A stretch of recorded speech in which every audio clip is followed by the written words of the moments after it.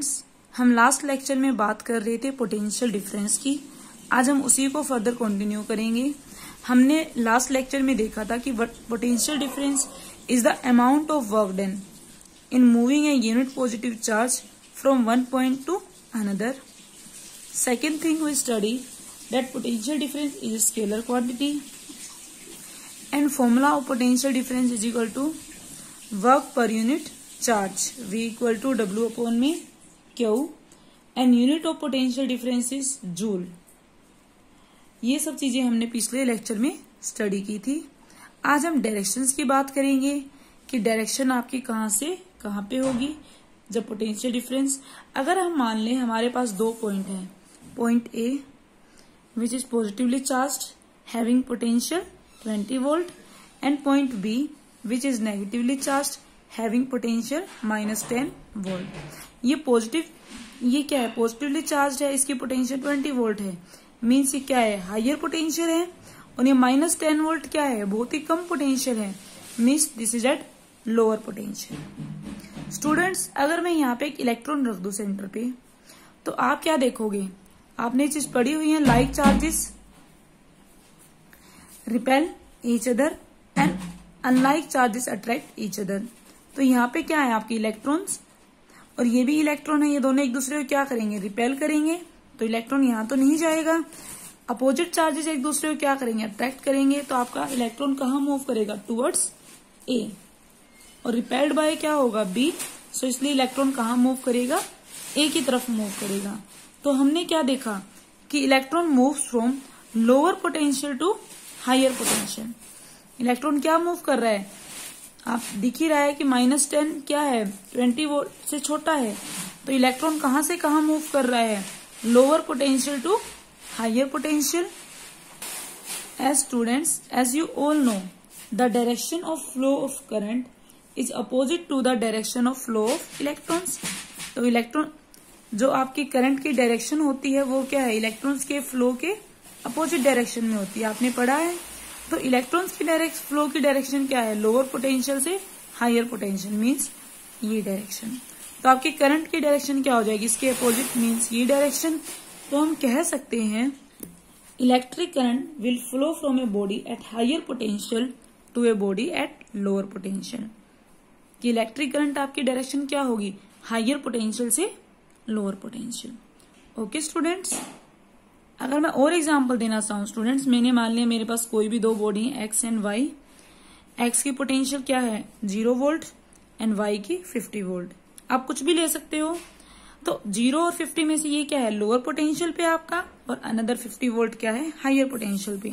हमने अभी देखा था इलेक्ट्रॉन्स का फ्लो क्या होता है, lower potential to higher potential.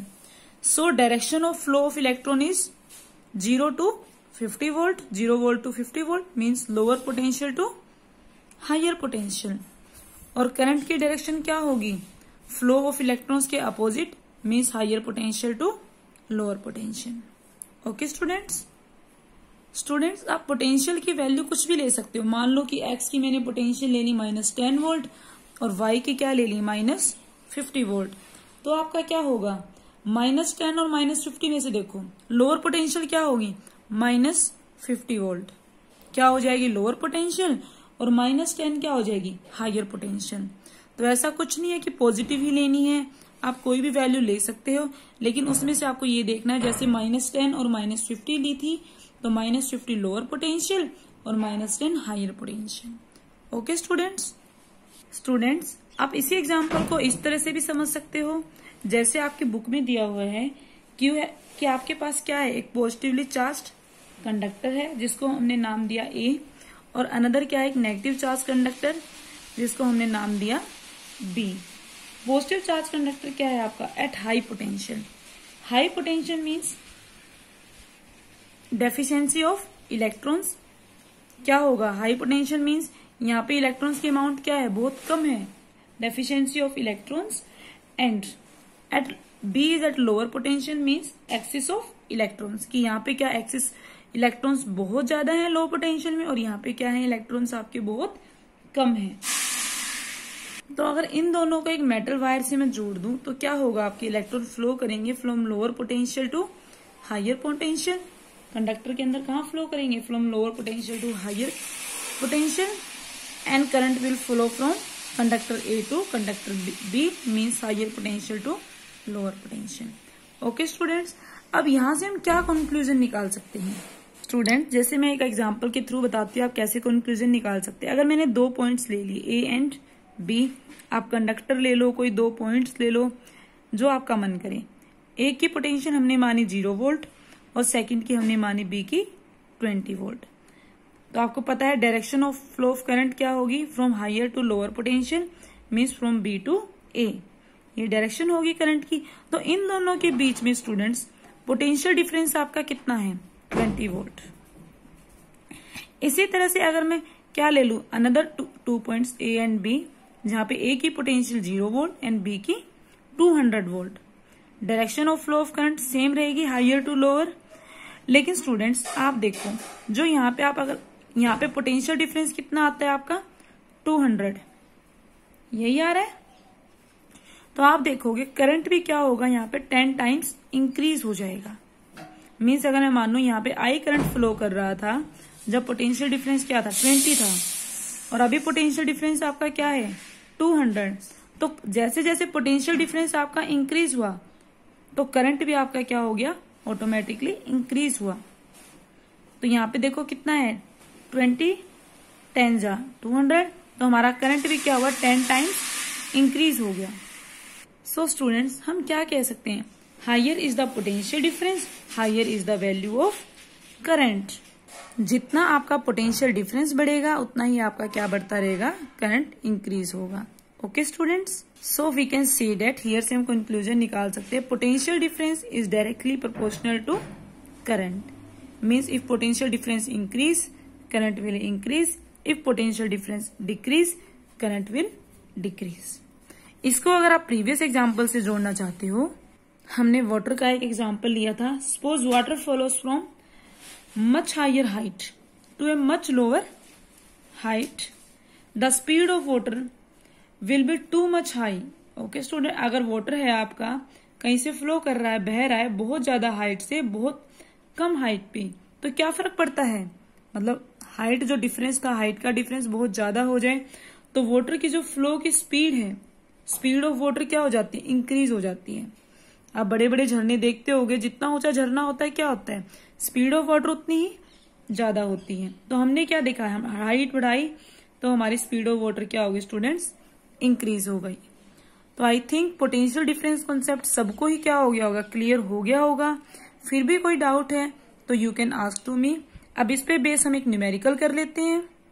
Students जैसे हमें न्यूमेरिकल दिया है, in transferring 1.5 coulomb charge through a wire 9 joule of work is needed, find the potential difference across the wire. ये कह रहा है कि एक चार्ज को ट्रांसफर करने के लिए जो कितना है 1.5 कूलम एक वायर के थ्रू, हमें कितना वर्क डन करना पड़ रहा है 9 जूल। हमें क्या फाइंड आउट करना है, पोटेंशियल डिफरेंस। तो सबसे पहले आप क्या देखोगे, हमें क्या क्या गिवन है।